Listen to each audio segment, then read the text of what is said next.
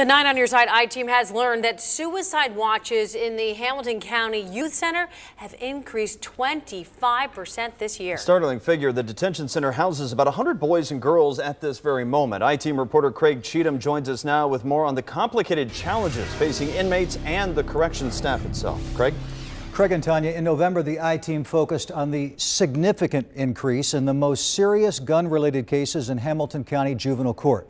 Tonight, we take a rare look inside the detention center and examine a growing concern there. I don't think I'm a bad kid. I just think I made a mistake. This teenage boy was back in juvenile court because he violated his house arrest, but he's still asking Magistrate Mary Schultz to give him a break. I've been good. He received treatment for a mental illness that seems to be part of the reason why he finds it difficult to follow rules and treat himself and others with respect. There are youths that have very severe mental health issues that need treatment. Studies reveal children held in detention are much more likely to have a mental illness than the general population.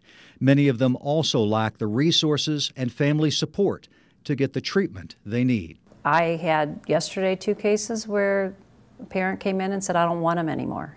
And I corrected him. I said, no, what you want your child. You don't want that behavior. During a recent visit to the Hamilton County Youth Center, we saw a corrections officer shadowing a 13-year-old boy who threatened to kill himself. In detention, there's a high probability of kids trying to hurt themselves or injure themselves for inability to adapt to the organization or the detention center itself. Detention Director Brian Bell says the center staff assesses the risk of each offender during intake and follow-up. He says every threat is taken seriously. It's a difficult situation that they're in. Their futures are in the hands of someone else. Today, the I-Team learned that during the last 2 years, the Youth Center has used Suicide Watch supervision 178 times, which includes a 25% increase this year. Court officials say that may be related to the overall increase in the youth center population. So they have that constant worry and concern of what's going to happen to me. It's tough.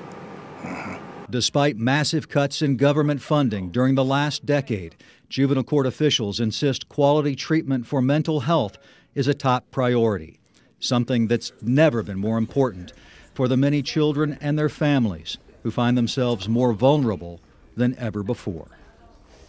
The suicide watch can result from incidents ranging from a verbal threat to an attempted suicide. The Hamilton County Juvenile Court Administrator says the last suicide in youth detention occurred more than 20 years ago. Tanya? Oh, wow. All right. Thank you, Craig.